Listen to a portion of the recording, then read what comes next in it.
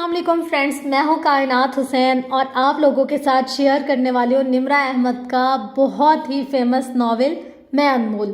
और मैं उम्मीद करती हूं कि इस नावल से मुझे भी बहुत कुछ सीखने को मिलेगा और आप लोगों को भी ज़रूर सुनकर बहुत कुछ सीखने को मिलेगा। फ्रेंड्स, ऐसा है कि बहुत सारी दफ़ा ना हम लोग अगर कुछ खुद पढ़ लेना तो वो हमें याद नहीं रहता, लेकिन अगर कोई हमारे कानों में कोई बात डाल दे या हम कभी सुन लें तो कभी किसी पॉइंट पर हमें उसकी वो बात याद आ जाती है। तो मुझे भी ऐसा लगता है कि ये जो नॉवेल है ना, इसके ज़रिए से आप लोगों को भी बहुत कुछ सीखने को मिलेगा और इंशाल्लाह मुझे भी बहुत सारा कुछ सीखने को मिलेगा। तो जो हमारी ये जर्नी है हम इसको एक साथ स्टार्ट करते हैं। तो आज हम इसकी फ़र्स्ट एपिसोड करेंगे और इस तरीके से एपिसोड वाइज मैं आपके साथ शेयर करूँगी। इंशाल्लाह कोशिश होगी कि बहुत जल्द हम इस नॉवेल को कंप्लीट कर लें। तो इसमें जो हमारा फर्स्ट यानी कि है स्टार्टअप वो ये है कि इस लड़की की कहानी के बारे में है कि ये इसके अंदर मतलब क्या क्या होता है और कैसे कैसे होता है। तो हम स्टार्ट करते हैं निम्रा अहमद का नावल मैं अनमोल और आवाज़ आप सुन रहे हैं कायनात हुसैन की। तो अब इसका इंतबास है। इस लड़की के नाम जिसको मैंने इसकी तमाम कमज़ोरियों और ख़ामियों के लिए माफ़ कर दिया, जिसको मैंने हर इस गम और खौफ के साथ कबूल कर लिया, मैं इस किताब को अपने 10 साल पुराने यंगर सेल्फ के नाम करती हूँ। निम्रा, तुम्हारे नाम। तो अब हम आते हैं इसके पेज नंबर 1 पे, मतलब स्टार्ट स्टोरी पर। तो ये अनमोल, मैं अनमोल एक कहानी है, मेरी भी और आपकी भी। मगर जैसे इंसान अपनी सारी ज़िंदगी एक दिन में नहीं जी सकता, ऐसे ही एक किताब को एक नशिस्त में पढ़ा नहीं जा सकता। इसको पहली दफ़ा पढ़ने की एक शर्त है, वो ये कि दिन में आप सिर्फ एक बाब पढ़ेंगे और फिर किताब बंद करके इसको अपनी ज़िंदगी पर लागू करने की कोशिश करें। ये किताब कम अज़ कम आपको 33 दिन में ख़त्म करनी है ताकि इसको पढ़ने का हक़ अदा हो सके। कोई दवा मरीज़ को फ़ायदा नहीं दे सकती अगर इसे बाकायदगी से मुकर्ररा औकात में ना इस्तेमाल किया जाए, और कोई मरीज़ शिफायाब नहीं हो सकता अगर वो खुद शिफायाब ना होना चाहे। मैं अनमोल किन लोगों के लिए लिखती गई? वो जो मजबूत और सहरंगेज़ शख्सियत के मालिक बनना चाहते हैं लेकिन अंदर से कमज़ोर हैं। इन्हें बहुत से एहसास कमतरी लाहक है और इनको अपना टैलेंट नहीं मालूम और वो माजी के पछतावों से निकल नहीं पा रहे। वो अंदर से उदास और तन्हा हैं। इनके पास अच्छे दोस्त हैं, ना इनके रिश्तेदार इनकी कदर करते हैं। और मैंने अनमोल इन लोगों के लिए लिखी जो खुद से प्यार नहीं करते, जो अपनी ज़ात से दूर हैं, जिनको अपना आप दरियाफ़्त करने का वक्त मिला ना फुर्सत। वो अपना हीरो खुद बनना चाहते हैं। वो लोग जो इज़्ज़त व हमियत चाहते हैं लेकिन इन्हें ये समझ नहीं आता कि वो इस सफ़र की इब्तिदा कैसे करें। तो आइए मैं और आप मिलके 33 दिन के इस सफ़र पर निकलते हैं और अपनी अनमोल ज़ात से मुलाकात करने की कोशिश करते हैं। शुरू अल्लाह के नाम के साथ। मेरा नाम निम्रा है और मैं एक राइटर हूँ। शायद आप मुझसे वाकिफ़ हों, शायद नहीं, इसलिए मैं अपना तारुफ करवाए देती हूँ क्योंकि ये किताब जो आप पढ़ने जा रहे हैं ये एक तरह से मेरी ही कहानी है, वो सब जो मैंने ज़िंदगी से सीखा। इसका एक हिस्सा मैंने इस किताब में डालने की कोशिश की। मैं इन लिखारियों में से हूँ जो अपनी तस्वीर मंजर आम पर नहीं लाते बल्कि अल्फाज के ज़रिए अपने कारीन से रब्ता बरकरार रखते हैं। लिखारी होने के बायस अल्लाह ताला ने मुझे बहुत इज़्ज़त दी। मेरे नावल्स अमूमन मजबूत औरतों के गिर्द घूमते हैं जो अपना हीरो खुद होती हैं। वो पूरे अतमाद भी होती हैं और बेखौफ भी। मैं रोती धोती मजलूम औरतों की कहानियाँ नहीं लिखती। मुझे बहादुर और बोल्ड किरदार लिखकर लोगों को इंस्पायर करना अच्छा लगता है। लेकिन एक वक्त आया जब ऐसे किरदारों की कहानियाँ लिखते लिखते मैं सोचने लगी कि मैं जहाँ अपने कारीन को ये बता रही हूँ कि इन्हें किस तरह एक आला इक़्तिदार वाला इंसान बनना है, मैं वहाँ ये क्यों नहीं बता रही कि ऐसा इंसान कैसे बना जाए। और तब मैंने सोचा कि क्या ऐसा इंसान बनना मुमकिन है? क्या कमज़ोर और ख़ुद से मायूस लोग भी मजबूत और कारआमद इंसान बन सकते हैं? हाँ, बन सकते हैं। अगर मैं कुछ न कुछ बन गई हूँ तो हर कोई बन सकता है, क्योंकि मैं भी हमेशा ऐसी नहीं थी। मेरे बारे में ये बात बहुत कम लोग जानते हैं कि मैं एक ज़माने में एक कमज़ोर लड़की हुआ करती थी। मैंने अपनी इनसिक्योरिटीज़ और कमज़ोरियों से एक तवील जंग लड़ी। एक तरफ से अब भी लड़ रही हूँ क्योंकि ज़ात के बढ़ने का सफ़र कभी ख़त्म नहीं होता। लेकिन मैंने ये सफ़र कैसे तय किया? मैंने अपनी ज़ात के कमज़ोर पहलुओं को कैसे पकड़ा और इन पर मेहनत कैसे की? अपनी ज़ात से मुलाकात करके। जब तक आप ख़ुद को जान नहीं पाते आप ख़ुद को बेहतर नहीं बना सकते। ये किताब आपको आपसे मिलाने का एक सफ़र है। इस सफ़र को एकदम से तय नहीं किया जा सकता, इसलिए मैंने इसके पहले मरहले का वक्त 33 दिन तय किया है। इस किताब को पढ़ के 33 दिन में आप बदल नहीं जाएंगे, لیکن کم از کم اس کے آخر تک پہنچ کے آپ خود سے ملاقات ضرور کر سکیں گے۔ مجھ سے اکثر لوگ پوچھتے ہیں کہ ہمیں کیسے پتہ چلے کہ ہمارا ٹیلنٹ کیا ہے، اور میں اس بات کے جواب میں ان سے پوچھتی ہوں کہ آپ کو یقین ہے کہ آپ کبھی خود سے ملے ہیں؟ کیونکہ آپ کا ٹیلنٹ آپ کو آپ کے اندر کا انسان ہی بتا سکتا ہے، لیکن ہم میں سے اکثر لوگ ایک عمر گزار دینے کے باوجود اپنے آپ سے ملاقات نہیں کر پاتے۔ ان کو اپنے اندر کے انسان کو جاننے کا وقت ہی نہیں ملتا، نہ موقع۔ وہ اپنی خوشی کہیں اور تلاش کرتے ہیں، ہر شے ہونے کے باوجود وہ خوش نہیں ہوتے، کیونکہ جب تک وہ اپنے اندر کے انسان کو سمجھیں گے نہیں، انہیں معلوم کیسے ہوگا کہ انہیں زندگی میں دراصل کس شے کی ضرورت ہے۔ اس سفر کا پہلا قدم اٹھانے سے پہلے آپ کو معلوم کرنا ہے کہ آپ کون ہیں۔ اگر میں کسی محفل میں آپ سے ملوں یا سڑک کنارے میرا آپ سے سامنا ہو اور میں آپ سے یہ سوال پوچھوں کہ آپ کون ہیں، تو آپ کا جواب کیا ہوگا؟ کیا آپ مجھے اپنا نام بتائیں گے؟ لیکن وہ تو ایک لفظ ہے جو آپ کے والدین نے شناخت کے لیے آپ کو دیا۔ اس نام کے بہت سے لوگ ہیں اس دنیا میں۔ کیا آپ مجھے اپنا دین بتائیں گے؟ لیکن وہ تو آپ کی شناخت اور عقائد کو بیان کرتا ہے۔ اس دین کی تو بہت سے ماننے والے ہیں، سب آپ جیسے نہیں۔ کیا آپ مجھے اپنا ملک یا قوم یا ذات بتائیں گے؟ لیکن وہ تو ایک علاقے کی طرف نسبت کرتی ہے جہاں سے آپ کا تعلق ہے۔ آپ کے علاقے کے تو بہت سے لوگ ارد گرد بکھرے ہوں گے۔ کیا آپ مجھے اپنا پیشہ بتائیں گے کہ ڈاکٹر، انجینئر، رائٹر؟ لیکن یہ تو وہ کام ہے جو آپ کرتے ہیں۔ یہ کام بہت سے لوگ بھی کرتے ہیں۔ یہ سب آپ نہیں ہیں، یہ وہ چیزیں ہیں جن کو آپ کرتے ہیں، یا یہ وہ حوالے ہیں جن سے لوگ آپ کو پہچانتے ہیں۔ کیسے پتہ چلے کہ آپ کون ہیں؟ عربی میں ایک کہاوت ہے کہ چیزیں اپنے ازداد سے پہچانی جاتی ہیں۔ ازداد ضد کی جمع ہے۔ ضد یعنی الٹ۔ کسی چیز کی پہچان اس کے الٹ سے کی جاتی ہے۔ اندھیرا روشنی کے نہ ہونے کا نام ہے، گرمی سردی کی غیر موجودگی کا نام ہے۔ ایک کو جانے بغیر دوسرے کو نہیں سمجھا جا سکتا۔ آپ وہ ہیں جو دوسرے نہیں ہیں۔ اگر آپ کو خود سے ملنا ہے تو آپ کو اپنے بارے میں وہ سب جاننا ہے جو آپ کو اپنے ارد گرد کے لوگوں سے مختلف بنا۔ ایسا ہو ہی نہیں سکتا کہ آپ کو اس دنیا میں کوئی ایک شخص بھی ایسا ملا ہو جو بالکل آپ کے جیسا ہو، ناممکن۔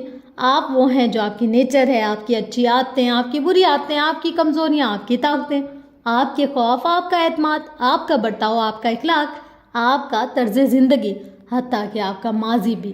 یہ سب آپ کی شخصیت کو بناتے یا بگاڑتے ہیں، اور یہ کتاب انہی کے بارے میں ہے۔ جو خود کو سمجھنے کے لیے آپ کو ان سب کو سمجھنا ہوگا۔ ان سب کو سمجھنے کے لیے آپ کو وقت اور کوشش صرف کرنی پڑے گی۔ اگر آپ واقعی خود سے ملنا چاہتے ہیں اور خود کو بہتر بنانا چاہتے ہیں تو یہ کتاب آپ کی مدد کر سکتی ہے، مگر یہ کتاب آپ کی زندگی نہیں بدلے گی۔ کوئی کتاب کسی کی زندگی نہیں بدل سکتی، صرف آپ اپنی زندگی بدل سکتے ہیں۔ یہ کتاب ان لوگوں کے لیے نہیں ہے جن کے اندر خود کو بہتر کرنے کی تمنا سرے سے موجود ہی نہیں ہے۔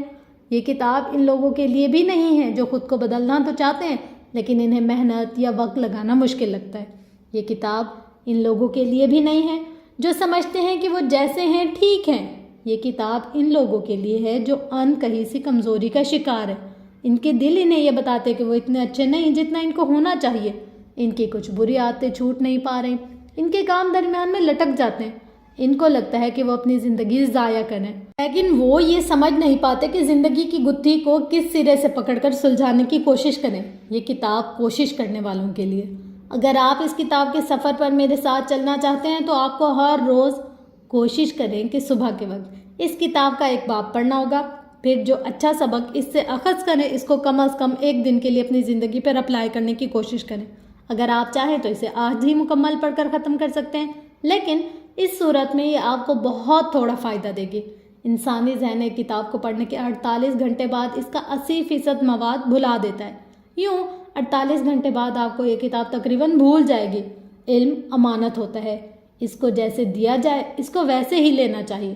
اس کتاب کا اصل فائدہ آپ اسی صورت اٹھا سکیں گے جب آپ ہر وہ بات حکم سمجھ لیں گے جو آپ کو امانت کی طرح دی جائے گی۔ شروع کرتے ہیں اس دعا کے ساتھ کہ آپ اس کتاب سے کچھ لے کر جائیں، یا آپ کے لیے نفع کا سودا ہو اور میرے لیے صدقہ جاریہ انشاءاللہ۔ پہلا دن۔ یہ سب خزاں کی ایک روکی پھیکی سی بدھ سے شروع ہوا تھا، بلکہ ایک رات پہلے سے جب نفیسہ نے مجھے کال کی تھی۔ نفیسہ اور میں کئی سال پرانے دوست ہیں، ہماری ملاقات کم ہی ہوتی تھی، لیکن جب ملتے تو ہمیں تکلفات کی ضرورت نہیں ہوتی، ہم فوراً سے پہلے بولنے لگ جاتے اور یوں اندر کا غبار نکل جاتا۔ پھر ہم کئی ماہ نہیں ملتے، ہماری دوستی ایسے ہی چکروں میں گول گول گھومتی رہتی تھی۔ منگل کی رات نفیسہ نے مجھے کال کی تھی یا میں نے اس کو، یہ مجھے ٹھیک سے یاد نہیں، کیونکہ اب اس بات کو چند برس گزر چکے ہیں، مگر اس کے علاوہ مجھے بدھ کا سارا دن ٹھیک یاد ہے۔ نفیسہ نے کال پر بتایا کہ وہ اپنے کسی ذاتی مسئلے کو لے کر پریشان ہے اور اس مسئلے کا حل تلاش کرنا چاہتی ہے اور اس کو چینج کی بھی ضرورت ہے۔ ہم نے طے کیا کہ ہم صبح کہیں ملیں گے، اپنے گھروں سے دور کسی اچھی جگہ کھانا کھائیں گے، خوب انجوائے کریں گے اور فریش ہو کر اپنی زندگیوں میں واپس آ جائیں گے۔ ایک گرلز ڈے آؤٹ تھا، بدھ کی صبح نفیسہ 8 بجے مجھے پک کرنے پہنچ گئی۔ وہ اچھی ڈرائیونگ کرتی تھی، نہ جھٹکے دیتی نہ تیز چلاتی، نہ جگہ جگہ رکتی۔ اس کی باتیں بھی اس کی ڈرائیونگ کے جیسی تھی، سکون سے چلتی جاتی۔ مجھے پک کر کے اس نے کار سڑک پر ڈالی اور حسب روایت بولنا شروع ہو گئی۔ یہ دن نفیسہ کے نام تھا۔ میں اپنی فرینڈز میں ایک اچھی کاؤنسلر کے طور پر جانی جاتی ہوں، کسی کو کاؤنسلنگ کی ضرورت ہو میں حاضر ہوتی ہوں۔ میں اس روز نفیسہ کے ساتھ اس لیے باہر گئی تاکہ اس کو اچھا محسوس کروا سکوں اور ہم دونوں مل کر اس مسئلے کا حل تلاش کریں۔ مجھے امید تھی کہ آج نفیسہ ہلکے دل کے ساتھ گھر واپس آئے گی۔ ابھی صبح کے 8 بجے تھے، کوئی ریسٹورینٹ نہیں کھلا تھا۔ نفیسہ کار ہماری یونیورسٹی کے پارکنگ ایریا میں لے آئی۔ گو کہ پارکنگ لاٹ ابھی نیم ویران تھا، مگر وہاں ہر جگہ پرانی یادوں کا ہجوم اکٹھا تھا۔ ہم دونوں کار میں بیٹھے باتیں کرنے لگے۔ میں نے اس سے اس کا مسئلہ پوچھنا چاہا، وہ بتانے لگی، لیکن مجھے اس کی بات سمجھ میں نہیں آئی۔ اس کے الفاظ آپس میں گڈ مڈ ہونے لگے۔ مجھے اتنا یاد ہے کہ میں نے نفیسہ کو چند فکروں کے بعد کہتے سنا، تم ویسے تسلی نہیں دے رہی جیسے دیا کرتی تھی۔ سنو، کیا تم ٹھیک ہو؟ تم بہت ڈل لگ رہی ہو۔ نہیں، تم ٹھیک نہیں ہو۔ اور تب مجھے احساس ہوا کہ میں ٹھیک نہیں تھی۔ میں کافی عرصے سے ٹھیک نہیں تھی۔ مجھے بہت عرصے بعد جیسے کسی نے جھنجھوڑا تھا۔ میں گہری نیند سو رہی تھی۔ سوئے ہوئے شخص کو نہیں معلوم ہوتا کہ وہ اپنی زندگی کس طرح ضائع کر رہا ہے۔ اسے احساس تک نہیں ہوتا کہ اس کی آنکھیں اسے جو مناظر دکھا رہی ہیں وہ اس کے خواب ہے، وہ حقیقت نہیں، ایک ایلیوژن ہے۔ جو لوگ اس ایلیوژن میں اس کے ساتھ ہوتے ہیں وہ حقیقی نہیں ہوتے، اور وہ غیر حقیقی لوگ اس کو اس لیے نہیں جگاتے کیونکہ اس کی وجہ سے ان کی نقلی دنیا مکمل ہوتی ہے۔ کوئی اسے کیوں نیند سے نکالے گا؟ ایسے میں غافل سوتے شخص کو باہر کے کسی شخص کی آواز جادو کی اس سوئی کی طرح چبھتی ہے جو کہانیوں میں شہزادیوں کو نیند کی وادی میں اتارا کرتی تھی۔ لیکن ساری کہانیاں سچ نہیں ہوتی اور ساری سوئیاں سلاتی نہیں ہیں۔ نفیسہ کی آواز پر مجھے ویسی ہی چبھن محسوس ہوئی تھی، پھر خون رسنے لگا اور تب ایک دم سے درد کا احساس جاگا۔ کوئی لمحہ آپ کی زندگی میں ایسا آتا ہے جہاں سے زندگی بدلنا شروع ہوتی ہے۔ آپ خواب سے جاگتے ہیں، آپ کے گرد بنی شیشے کی نقلی دنیا چھناکے سے ٹوٹ جاتی ہے۔ پھر کئی برس گزر جائیں تب بھی آپ کو وہ شخص، مقام، وقت، ہر شے یاد رہتی ہے جس نے آپ کو جھنجھوڑ کر جگایا ہوتا ہے۔ مجھے یونیورسٹی کے پارکنگ لاٹ، نفیسہ کی کار کی ونڈو اسکرین سے باہر نظر آتا منظر، اکتوبر کی وہ اداس صبح، سب یاد ہے۔ یہ وہ دن تھا جب میں نے خود سے سچ بولنے کا فیصلہ کیا تھا۔ میں ان دنوں ڈپریس تھی اور یہ ڈپریشن ایک طویل عرصے سے میرے اندر بڑھتا جا رہا تھا، مگر میں تسلیم کرنے پر راضی نہیں تھی کہ میرے ساتھ کوئی مسئلہ ہے۔ جب نفیسہ نے مجھے کہا تم ٹھیک نہیں ہو، میں تمہیں جانتی ہوں، تم یقیناً کسی ڈارک فیز میں ہو، تب مجھے احساس ہوا کہ میں نے اپنے ارد گرد جو سب ٹھیک ہے کی دیوار کھڑی کر رکھی تھی وہ حقیقی نہیں ہے۔ ایک ذرا سی چبھن پہ وہ ٹوٹ کر کانچ کی طرح ڈھہ گئی تھی۔ مجھے پہلی دفعہ احساس ہوا کہ مجھے مدد درکار ہے، اپنی مدد۔ آپ کی زندگی بظاہر دوسروں کو پرفیکٹ نظر آتی ہے، آپ کامیاب ہیں، مشہور ہیں، آپ کی کتابیں ملک میں سب سے زیادہ بکنے والی کتابوں میں سے ہیں، لوگ آپ کی عزت کرتے ہیں، خاندان ہو یا کولیگز، ہر جگہ لوگ آپ سے پیار کرتے ہیں، اور چونکہ آپ کو ہمیشہ مثبت رہنے اور مسکرانے کی عادت ہے سو لوگ آپ کو خوش باش مسکراتا ہوا دیکھتے ہیں، اور اس رنگ دار بلبلے میں رہتے رہتے آپ خود بھی اس ایلیوژن پر یقین کرنے لگ جاتے ہیں جو آپ دوسروں کو دکھا رہے ہوتے ہیں۔ پھر بھلے آپ اندر سے خوش نہ ہوں، آپ کو بہت سے اندرونی مسائل درپیش ہو، لیکن صرف یہ ثابت کرنے کے لیے کہ میں بہت مضبوط ہوں اور میں اپنے مسئلے خود ہینڈل کر سکتی ہوں، آپ اپنے اوپر کمزور لمحہ آنے نہیں دیتے۔ نفیسہ نے مجھے بہت عرصے بعد دیکھا تھا اور وہ مجھے برسوں سے جانتی تھی۔ اس کو دیکھتے ہی معلوم ہو گیا کہ میں اتنی شدید ڈپریسڈ ہوں کہ اب میری انگزائٹی نظر آنے لگی ہے۔ وہ اپنا مسئلہ بھول گئی اور ہم میری بات کرنے لگے۔ میں نے اس سے کہا کہ بظاہر میری زندگی میں سب کچھ ٹھیک ہے، لیکن میں خوش نہیں ہوں۔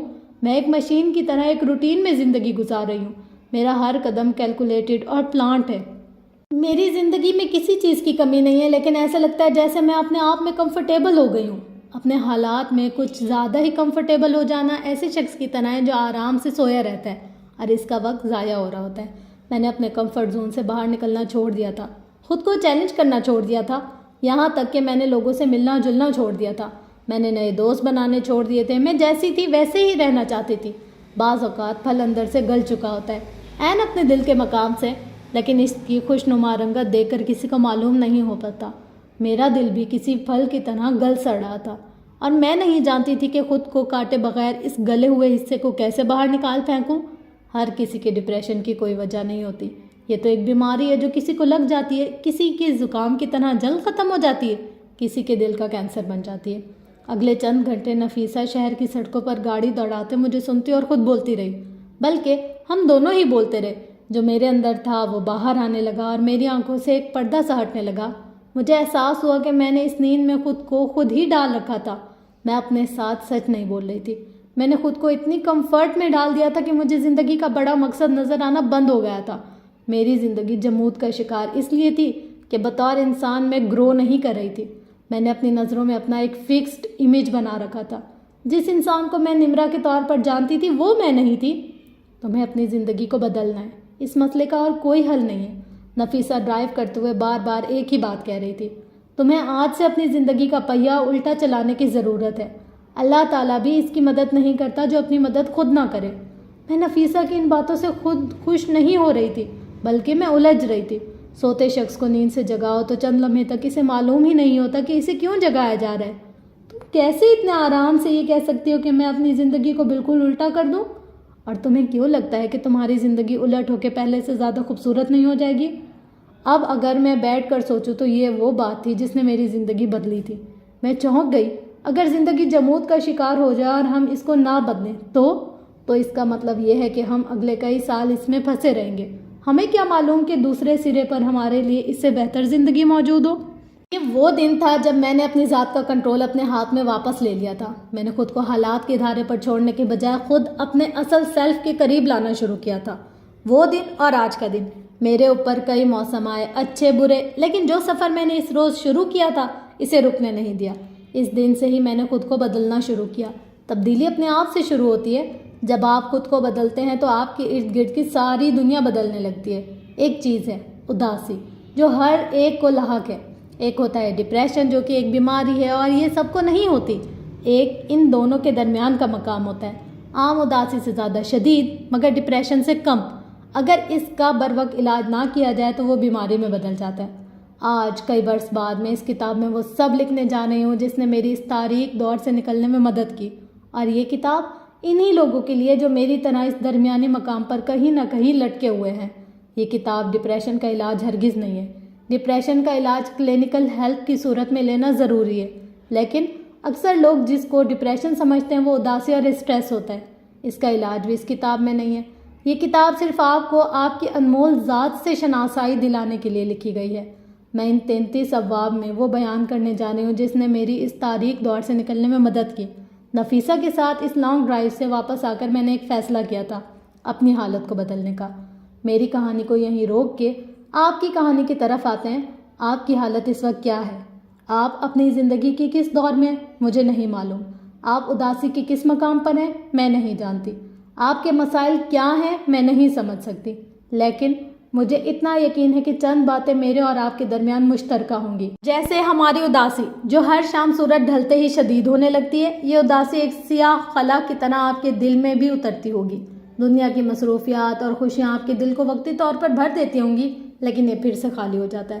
آپ کسی خالی واقعے کے ہونے یا کسی شے کے حصول کے منتظر رہتے ہیں کہ جب ہوگا تو آپ خوش ہوں گے، اور پھر لوگ کہتے ہیں اور کتابیں کہتی ہیں کہ اگر اپنے اندر خوشی نہ ہو تو باہر بھی محسوس نہیں ہوتی، وغیرہ وغیرہ۔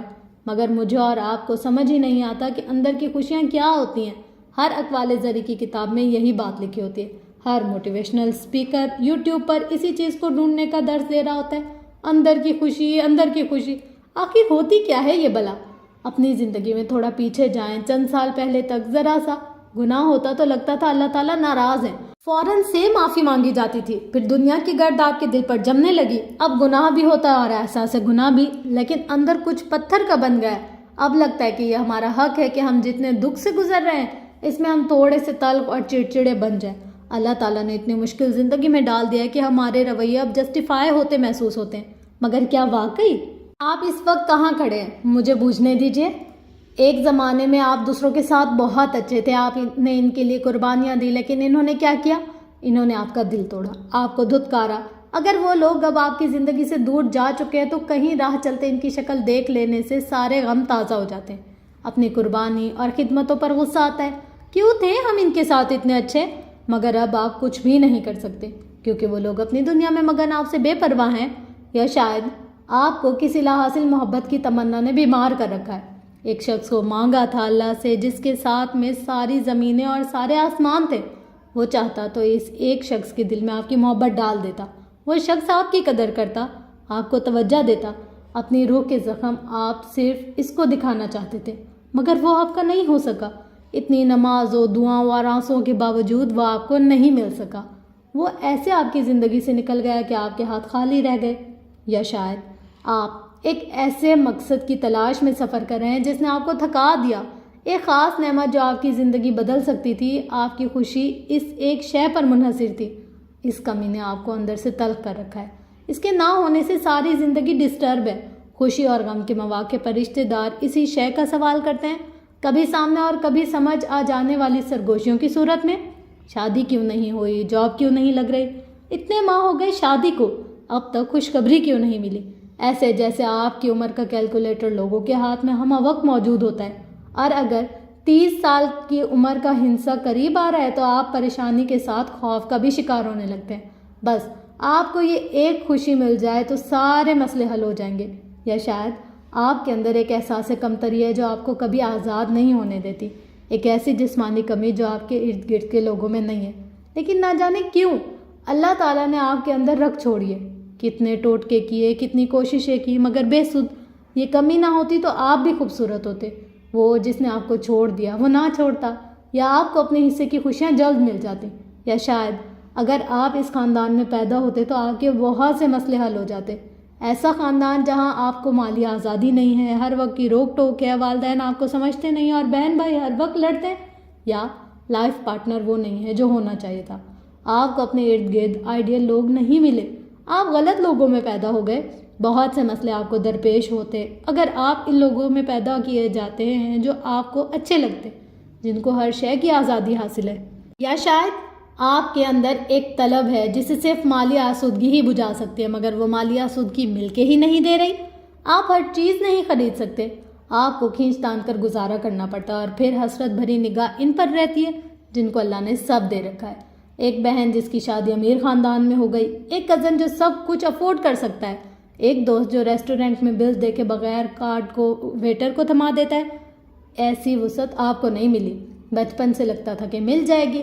ایک دن آئے گا جب آپ بہت امیر ہوں گے, جیسے فلموں میں ہوتے ہیں. آپ امیر اور خوبصورت بھی ہوں گے مگر نہیں ہو پا رہے, شاید کبھی نہیں ہوں گے. آپ صرف انسٹاگرام پر لوگوں کی خوبصورت چیزیں اور سیر و تفریح کی تصاویر ہی دیکھتے رہ گئے. یا شاید آپ کو بھی اپنی خیالی دنیا بنانے کی عادت ہے. یہ آپ کا ایک ایسا راز ہے جس سے کوئی واقف نہیں. آپ نے ایک فرضی دنیا تخلیق کر رکھی ہے جس کے اندر آپ کا ایک مختلف نام ہے. آپ کی شخصیت بہت خوبصورت ہے, آپ کامیاب ہیں, سب آپ سے محبت کرتے ہیں, بلکہ نہیں, صرف محبت کافی نہیں, سب آپ سے امپریسڈ بھی ہیں. آپ کا روب اس فرضی خاندان اور فرضی کولیگز پر چھایا ہے. آپ کے پاس ایک من پسند محبوب بھی ہے جو حقیقت میں آپ کو نہیں مل سکا. جب آپ تنہا ہوتے ہیں تو آپ اپنی کہانی بناتے ہیں. یہ بالکل سادہ بے ضرر سی حرکت ہے جس میں آپ خود سے باتیں کرتے ہیں اور آپ کے ارد گرد ہر شے آپ کی پسند کی ہوتی جاتی ہے. اس کہانی میں جب آپ ناراض ہو جائیں تو لوگ آپ کو منانے آتے ہیں. آپ کسی کے پیچھے نہیں جاتے, آپ بے نیاز اور بے پرواہ ہیں. اس کہانی کے دوسرے کرداروں کی اپنی کوئی زندگی نہیں ہوتی, صرف آپ اہم ہیں, آپ مرکزی کردار ہیں, سب کا کام آپ کو خوش کرنا ہے. یا شاید کوئی تھا آپ کی زندگی میں جو آپ کا تھا. آپ دونوں کا ایک بہت اچھا تعلق تھا, لیکن پھر آپ سے کچھ ایسے سرزد ہوا جس سے وہ شخص تعلق توڑ گیا. آپ نے کیا نہیں کیا اس کے لیے, مگر اس نے کسی شے کی قدر نہیں کی. اب اس بات کو عرصہ گزر چکا ہے لیکن اس کی یادوں نے پیچھا نہیں چھوڑا. آپ ہم وقت یہی سوچتے کہ کاش آپ سے وہ غلطی سرزد نہ ہوئی ہوتی, کاش آج حالات مختلف ہوتے. یا شاید لوگ آپ کے زیادہ دیر تک دوست نہیں رہ سکتے. نہ جانے کیوں شروع میں دوست آپ کو بہت پسند کرتے ہیں, لمبی لمبی باتیں کرتے ہیں, آپ دونوں بہت تیزی سے اس رشتے میں آگے بڑھتے رہتے ہیں. لیکن پھر آہستہ آہستہ اس شخص کا التفات کم ہونے لگتا ہے. پہلے تعلق مدھم پڑتا ہے اور پھر بالکل غائب ہو جاتا ہے. آپ کو سمجھ ہی نہیں آتا کہ لوگ آپ کے ساتھ ایسا کیوں کرتے ہیں, اور یہ آپ کی زندگی کا بیہیویئر پیٹرن, بار بار دہرائے جانے والا رویہ بن جاتا ہے. ایک کے بعد ایک ایسا شخص آپ سے کھو جاتا ہے جس سے آپ نے خاص محبت کی ہوتی ہے. عام محبتیں نہیں کھوتی، عام دوست، عام قرابت دار رہتے ہیں، مگر آپ سے ہمیشہ خاص محبتیں کھو جاتی ہیں. ہر نئے تعلق کو بناتے وقت ہی آپ کو معلوم ہوتا ہے کہ یہ جلد ختم ہو جائے گا، کیونکہ آپ کا محبوب شخص آپ کو ٹھیک سے جاننے لگے گا تو آپ کو ناپسند کرے گا اور دور ہو جائے گا. یا شاید آپ کی زندگی میں کوئی دوست نہیں ہے، کسی کے پاس ایک گھنٹہ بھی نہیں ہے آپ کے دکھ سکھ سننے کے لیے. آپ کے غم اتنے بڑے اور کرناک ہیں کہ کسی کو بھی رلا دیں. اس لیے آپ کا دل چاہتا ہے کہ جو بھی نیا شخص آپ سے ملے وہ جلدی آپ سے مانوس ہو جائے اور وہ آپ سے خود آپ کی زندگی کے بارے میں پوچھے. آپ کا دل چاہتا ہے کہ لوگ آپ کے غم سن کے آپ کو کاؤنسل کریں، آپ کو ان غموں سے نکلنے میں مدد دیں. لیکن لوگ ایسا نہیں کرتے، ایک دو بار سن لیتے اور پھر واپس نہیں آتے. نہ جانے کیوں. آپ کا مسئلہ جو بھی ہے، لیکن اس کا انجام ایک ہی ہے: اداسی، شدید اداسی. اس اداسی سے بچنے کے لیے آپ اپنی زندگی کو بدلنے کی کوشش کرتے ہیں، خود کو ڈسپلن کرتے ہیں اور اپنے کاموں میں کامیابی حاصل کرنے کی کوشش کرتے ہیں. کبھی آپ ایک نیا ٹائم ٹیبل بناتے ہیں، پڑھائی کا، کام کا، صبح جلدی اٹھنے کا، نماز کا، مگر 2-4 دن سے زیادہ اس پر عمل نہیں کیا جاتا. کبھی آپ کو لگتا ہے آپ کا بڑھتا وزن آپ کی راہ کی سب سے بڑی رکاوٹ ہے. آپ نیا ڈائٹ پلان شروع کرتے ہیں، پورا دن بھوک کاٹتے ہیں، صرف صحت افزا اشیاء کھاتے ہیں اور پھر آدھی رات کو فرسٹریشن کے ہاتھوں فریج کھول کر جو جنک فوڈ سامنے آئے وہ کھا لیتے ہیں اور پھر فرسٹریشن بڑھ جاتی ہے. ہر صبح خود سے وعدہ کیا جاتا ہے کہ آج سے ڈائٹنگ شروع، لیکن ہر دوسری رات چیٹ میل کھاتے ہیں. کچھ دن بعد واپس پرانی روٹین شروع ہو جاتی ہے. کبھی آپ خود کو فٹ کرنے کے لیے ایکسرسائز کرنا شروع کرتے ہیں، لوازمات خرید کے، ایکسرسائز کی مشین گھر لا کے، جم جوائن کر کے یا کوئی workout app download کر کے 2 دن بہت اچھا ورک آؤٹ کرتے ہیں، لیکن پھر پٹھوں کے درد شروع ہو جاتے ہیں. آپ ایک دن کا بریک لیتے ہیں اور پھر بریک کبھی ختم نہیں ہوتا اور ٹریڈ مل بس کپڑے سکھانے کے لیے رہ جاتا ہے. کبھی آپ کام کرنے کا وقت مقرر کرتے ہیں، لیکن پروکریسٹینیشن، کام کو ٹالتے رہنے کی عادت ختم نہیں ہوتی، روٹین بن نہیں پاتی. کچھ دن بعد آپ اپنی پرانی عادتوں پر واپس آ جاتے ہیں. کبھی آپ اپنی ایک بری عادت چھوڑنے کی کوشش کرتے ہیں، اللہ تعالیٰ سے معافی تلافی کا سلسلہ شروع ہوتا ہے اور پھر عہد کرتے ہیں کہ اب یہ کام کبھی نہیں کریں گے. چند دن بعد وہ گناہ پھر سے سرزد ہو جاتا ہے. ایک زمانے میں اس پر گلٹی ہوا کرتا تھا، اب بڑھتی عمر کے ساتھ گلٹ بھی کم ہوتا جا رہا ہے. کبھی آپ نمازوں کی روٹین بناتے ہیں، فجر پر بیدار ہونے کی قسمیں کھائی جاتی ہیں، ہر روز قرآن پڑھنے کا عزم کیا جاتا ہے، لیکن تیسرے دن سے سستی غالب آ جاتی ہے. کیا آپ کو بھی ہر گزرتے دن کے ساتھ محسوس ہو رہا ہے کہ آپ اپنی زندگی کو ضائع کر رہے ہیں؟ آپ ایسے نہیں گزار رہے اسے، یہ آپ کو گزار رہی ہے. آپ اپنی زندگی واقعی بدلنا چاہتے ہیں، لیکن اس کے لیے جو اچھی روٹین اپنانا چاہیے وہ چل ہی نہیں پاتی. آپ سے کچھ بھی نہیں ہو پاتا. کتنے کام ہیں جو آپ کرنا چاہتے ہیں لیکن ان کو شروع کرنے کا دل نہیں چاہتا. آپ ایک دائرے میں گھومتے رہتے ہیں اور ہر کچھ دن بعد آپ اسی مقام پر واپس آ جاتے ہیں جہاں سے چلے تھے. اس دائرے سے کیسے نکلا جاتا ہے؟ کیونکہ کامیاب لوگ وہی ہوتے ہیں جو اس سے گزرتے بھی ہیں لیکن اس سے نکل بھی جاتے ہیں. آپ اس سے کیسے نکلیں گے؟ میرے حلقہ احباب میں مختلف طرح کے لوگ ہیں. کچھ بہت مذہبی، کچھ ایسے جن کو کلمہ بھی ٹھیک سے نہیں آتا، اور کچھ مسلمان ہی نہیں ہیں. لیکن جب میں ایسے دوستوں سے ملتی ہوں جن کے ساتھ میرا تعلق دین کی وجہ سے بنا ہے، میں ان سے پوچھتی ہوں کہ ایمان کی کیا حالت ہے. یہ میرا اور نفیسہ کا آپس میں عموماً پہلا سوال ہوتا ہے، اور جو عموماً بہت اچھا نہیں ہوتا. لیکن جب ہم دونوں وہاں سے اٹھتے ہیں تو یہ طے کر کے اٹھتے ہیں کہ ایمان کو واپس تازہ کرنا ہے، کیونکہ یہ ایسی شے ہے جس کی حالت بدلتی رہتی ہے، دل کی حالت بدلتی رہتی ہے. کسی بھی مسئلے کا حل نکالنے کے لیے اس کے اصل کی طرف لوٹنا پڑتا ہے. چیزیں جہاں کھوئی ہوتی ہیں ان کو وہیں تلاش کیا جاتا ہے. اگر پودا مرجھا رہا ہو تو اس کی مٹی کی طرف توجہ کرنی ہوتی ہے جس سے وہ جنم لیتا ہے. انسان ایسی مخلوق ہے جس کے اندر اللہ تعالیٰ نے اپنی روح میں سے پھونکا ہے. انسان کو خود سے ملنے کے لیے پیدا کرنے والے کی طرف واپس لوٹنا ہوتا ہے. ہمیں خود کو سمجھنے کے لیے پہلے اللہ کو سمجھنا ہوگا. اللہ تعالیٰ آپ کے لیے کیا ہے؟ کیا آپ اللہ کے بارے میں خود سے گمان کرتے رہتے ہیں؟ کیا آپ فرض کر لیتے ہیں کہ اللہ سے آپ کا تعلق صرف اچھے کام کرنے اور نہ کرنے پر منحصر ہے؟ ایک گناہ ہونے پر اللہ آپ کو چھوڑ دے گا. ایمان میں ذرا سی کمی آئی تو بس آپ کہتے کہ اب اللہ سے تعلق پہلے جیسا نہیں رہا، سب ختم ہو گیا. بالفرض آپ میں کوئی بری عادت ہے، اس کو آپ چھوڑ نہیں پا رہے. ہر دفعہ آپ اس گناہ کو کر بیٹھتے ہیں تو آپ کو لگتا ہے کہ اللہ اس وقت مجھ سے نفرت کرتا ہے، میں اللہ کے لیے ایک گندگی کا ڈھیر ہوں. کیا واقعی آپ کو لگتا ہے کہ ایک بری عادت نہ چھوڑ سکنے سے اللہ آپ سے دور چلا جائے گا؟ آپ کے لیے اللہ تعالیٰ کیا ہے؟ ایک ایسا بزرگ جو کیلکولیٹر لے کر آپ کے نمبرز کٹنے کا انتظار کر رہا ہے، نعوذ باللہ۔ ایک استاد جو آپ کو امتحانی پرچہ تھما کے آپ پر کڑی نظر رکھے بیٹھا ہے، ادھر آپ نے بے ایمانی کی، ادھر اس نے آپ کو پکڑ لیا۔ کیا اللہ ایک غصے والا، جلد ناراض ہونے والا خدا ہے جس کو صرف آپ کی پرفارمنس چاہیے، جس کو آپ کی فیلنگ سے کوئی غرض نہیں؟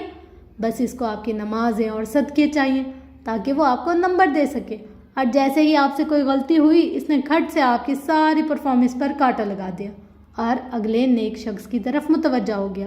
کیا آپ کے نزدیک اللہ تعالیٰ ایسا خدا ہے جس کو آپ کے دل کے مسئلوں میں کوئی دلچسپی نہیں، اسے صرف آپ سے اچھے کام چاہیے، آپ کی خواہشات، محبت، آنسو، ناکامیاں، اس کو ان سب کی پرواہ نہیں؟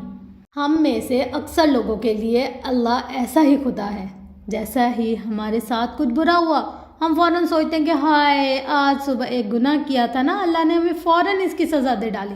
بس اللہ تو ایسا خدا ہے جو ہمیں سزا دینے کے انتظار میں رہتا ہے۔ اس کے نزدیک یہ حرام ہے، وہ بھی حرام ہے، یہ بھی منع ہے، اس پہ وہ آگ میں ڈالے گا، یہ گناہ پہ ساری نیکیاں زائل کر دے گا، وغیرہ وغیرہ۔ اگر اچھے کام کرو تو وہ کیا کرے گا؟ وہ کچھ دیر سکون دے گا، صدقہ کرو تو اس پیسے کو کئی گنا لوٹا کر ہمارے پاس واپس بھیجے گا۔ یعنی وہ حساب کتاب جاننے والا خدا ہے۔ اچھے کام کی اجرت کبھی تھما دے گا، کبھی نہیں، لیکن ہاں برے کام کی سزا فوراً سے دے ڈالے گا۔ کیا ہم واقعی اپنے رب کو سمجھتے ہیں؟ جس خدا کو میں جانتی ہوں وہ ایسا نہیں ہے، جو میں نے اوپر بیان کیا میرا رب ایسا نہیں ہے۔ جانتے ہیں اوپر والی خصوصیات کس کی ہیں؟ یہ حساب کتاب کرنا، یہ ذرا سے گناہ پر ناراض ہو کے ساری نیکیوں پر کانٹا پھیر دینا، یہ کس کی خصوصیات ہیں؟ آپ کی۔ یہ سب آپ کی اپنی خصوصیات ہیں، یہ اللہ نہیں ہے، یہ آپ ہیں۔ آپ گناہ کے بعد کچھ برا ہونے کو اللہ کی سزا اس لیے سمجھتے ہیں کیونکہ اندر سے آپ خود گلٹی تھے، مگر آپ اسے اللہ قہار و جبار کے حساب سے فرض کر لیتے ہیں، کیونکہ انسان کی فطرت ہے کہ وہ کسی کو الزام دینا چاہتا ہے۔ کچھ اچھا کریں تو چونکہ آپ خود سے خوش ہوتے ہیں، سو جو نعمت ملے وہ اپنا انعام لگتی ہے، آپ خود کو اس کا حقدار سمجھتے ہیں۔ آج کتنا اچھا ہوا یہ سب میرے ساتھ، دیکھا یہ میری 5 وقت کی نمازوں کا صلہ ہے، یہ میرے صدقے کی برکت ہے، یہ میری خوش اخلاقی کا انعام ہے، وغیرہ وغیرہ۔ یہ بھی نہیں اللہ، یہ بھی آپ ہیں، کیونکہ ہمارا رب ان چھوٹی چھوٹی جمع تفریق سے بہت اوپر ہے۔ یہ ہم خود ہوتے ہیں جو اپنے گناہوں پر خود سے نفرت اور کراہیت کرنے لگ جاتے ہیں، یہ ہم خود ہوتے ہیں جو اپنی نیکیوں کے باعث خود کو ہلکا پھلکا اور خوش محسوس کرتے ہیں۔ آپ کی ساری کیلکولیشن فرشتے کر رہے ہیں۔ اللہ تعالیٰ کو یقیناً یہ حساب کتاب معلوم ہے، وہ ہر چیز سے واقف ہے، اور قیامت کے دن وہ اسی کی بنیاد پر جنت جہنم کے فیصلے کرے گا۔ لیکن قیامت کے دن بھی یاد رکھیے گا، اللہ تعالیٰ آپ کے اعمال کی گنتی نہیں کرے گا، وہ ان کو تولے گا۔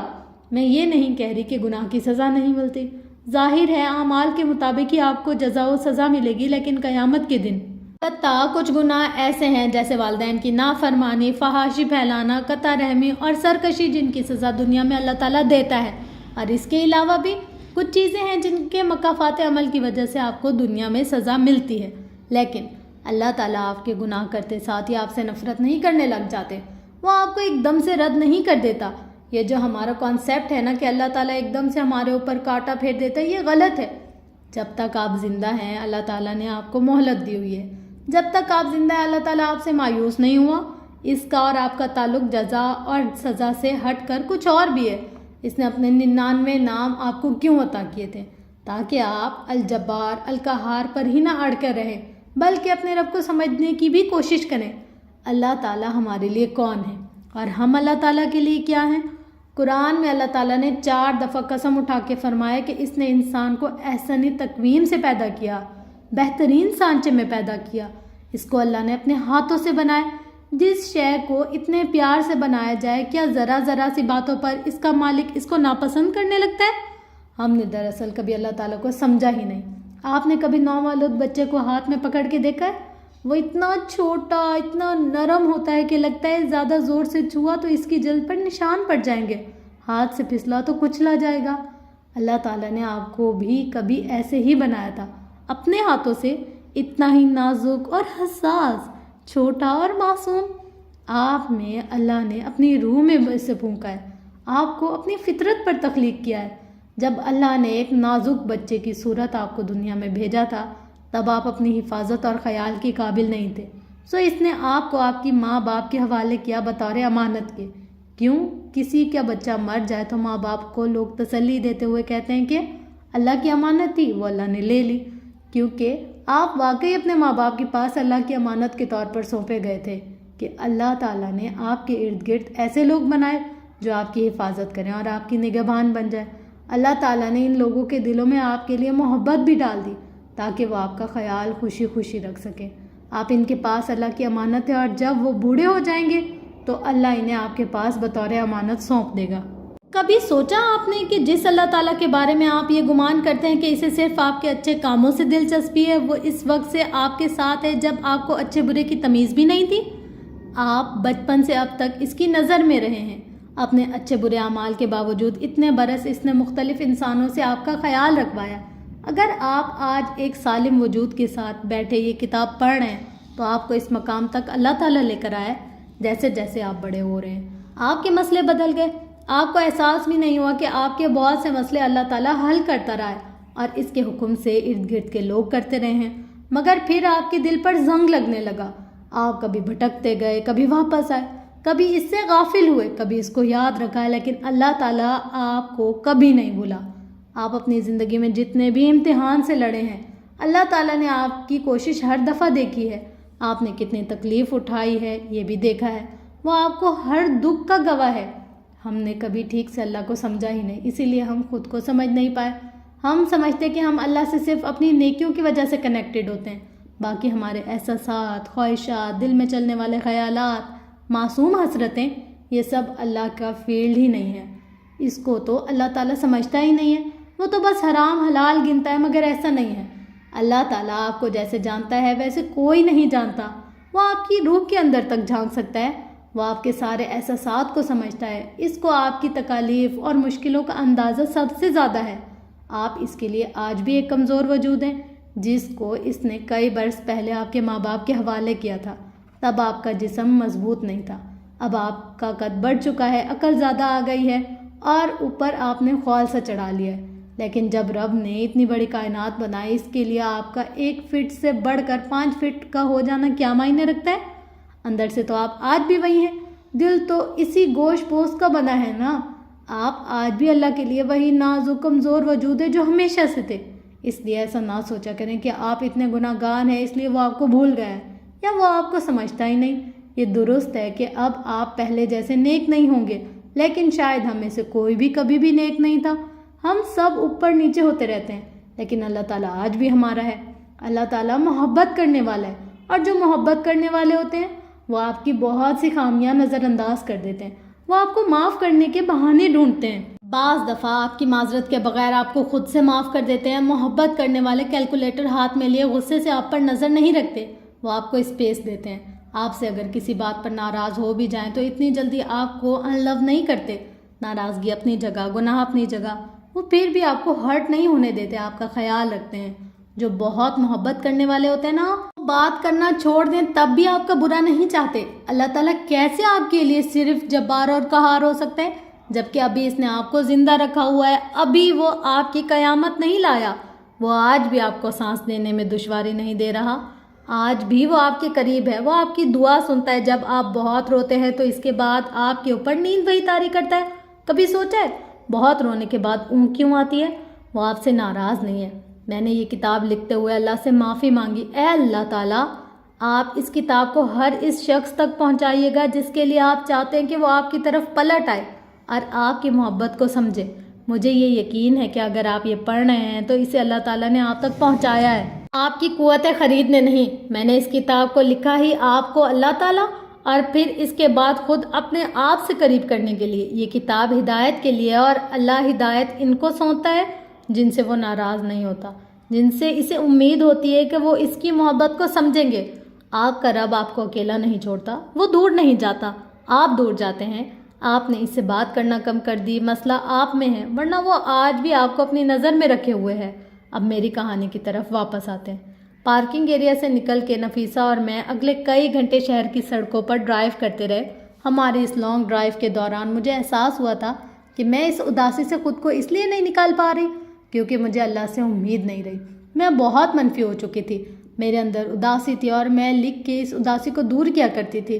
مجھے ایسے مسئلے لاحق تھے جن کا کوئی حل نہ تھا اور میں مایوس تھی اپنی زندگی سے، اپنی زندگی میں موجود لوگوں سے۔ میں لوگوں سے دور ایک خول میں رہا کرتی تھی اور میں کسی کو اس خول کو توڑنے کی اجازت نہیں دیتی تھی، لیکن میں نے اپنے اس تاریک فیز میں ایک چیز کبھی نہیں چھوڑی تھی، وہ تھی اچھے وقت کا انتظار اور دعا۔ میں جیے چلی جا رہی تھی اس امید کے ساتھ کہ ایک دن اللہ تعالیٰ سب کچھ ٹھیک کر دے گا، اور اس صبح ڈرائیو کے دوران شہر کی نیم ویران سڑکوں کو دیکھتے ہوئے مجھے یہ سمجھ میں آیا کہ اللہ تعالیٰ خود سے کبھی کچھ ٹھیک نہیں کرے گا۔ اللہ تعالیٰ میرے لیے زمین پر نہیں آئے گا۔ اگر میں نے اپنی زندگی بدلنی ہے تو مجھے خود کچھ کرنا ہوگا۔ صبر، دعا سب ضروری ہے، لیکن ہاتھ پر ہاتھ دھرے نہیں۔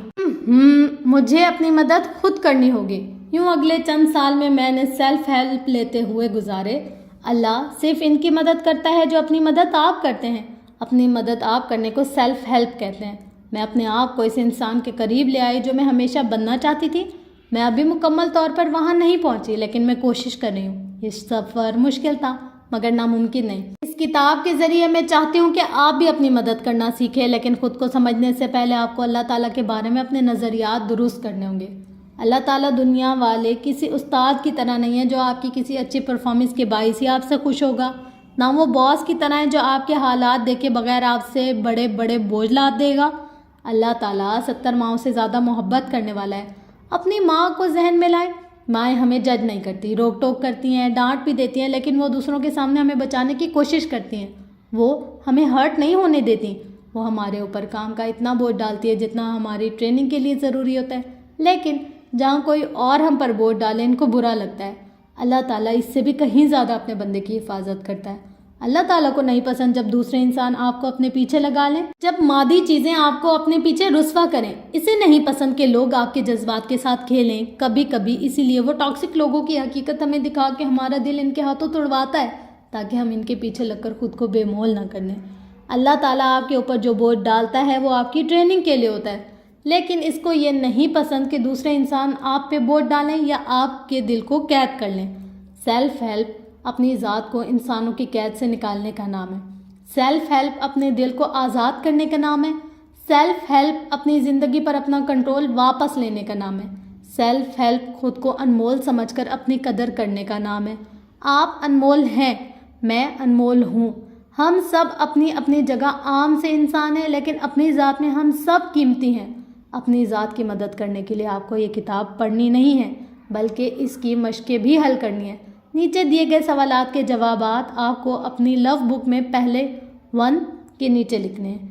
اگر آپ کے پاس لو بک نہیں ہے تو ان سوالات کے جوابات کسی ڈائری میں نوٹ کر لیں۔ کل ہم ملیں گے ایک نئی کہانی اور اس سے سیکھنے جانے والے چند نئے اسباق کے ساتھ انشاءاللہ۔ آج کے سوالات: آپ کو اللہ تعالیٰ کا خیال کب زیادہ آتا ہے، غلطی کرنے پر یا نیکی کرنے پر؟ کوئی ایک واقعہ بیان کریں جب اللہ تعالیٰ نے آپ کو اس وقت بچایا ہو جب آپ کو لگا تھا کہ سب ختم ہو چکا ہے۔ آپ دعا کس وقت مانگتے ہیں، صرف فرض نماز کے بعد یا کسی بھی وقت دل میں خود کلامی کے ذریعے؟ اگر آپ اٹھتے بیٹھتے اللہ تعالیٰ سے مخاطب نہیں ہوتے تو اس کی کیا وجہ ہے؟ کیا آپ کو لگتا ہے کہ دعا سے پہلے وضو، نماز، سر یا دوپٹہ یا ٹوپی پروٹوکول کی ضرورت ہے؟ کیا آپ کبھی اس لیے دعا نہیں مانگتے کیونکہ آپ نے تازہ کوئی گناہ کیا ہوتا ہے؟ کیا گناہ کے بعد دعا مانگنے سے آپ کو محسوس ہوتا ہے کہ آپ ایک مطلبی اور خود غرض انسان ہیں جو صرف کام کے لیے اللہ تعالیٰ کو یاد کر رہا ہے؟ جب ایسے ملامتی خیالات آتے ہیں تو کیا آپ اس دعا کے قبول ہونے سے مایوس ہو جاتے ہیں؟ کیا اپنی کسی بری عادت پر عمل کر بیٹھنے سے آپ کئی دن نماز نہیں پڑھتے کیونکہ آپ کو لگتا ہے اللہ تعالیٰ اب آپ کو ناپسند کرتا ہے؟ کیا آپ اپنی فیلنگز دل ہی دل میں اللہ تعالیٰ کے ساتھ شیئر کرتے ہیں؟ کیا آپ کو لگتا ہے کہ اللہ تعالیٰ صرف آپ کی نیکیوں اور گناہوں میں انٹرسٹڈ ہے اور وہ آپ کے دل کے مسئلوں کو انڈرسٹینڈ نہیں کرتا؟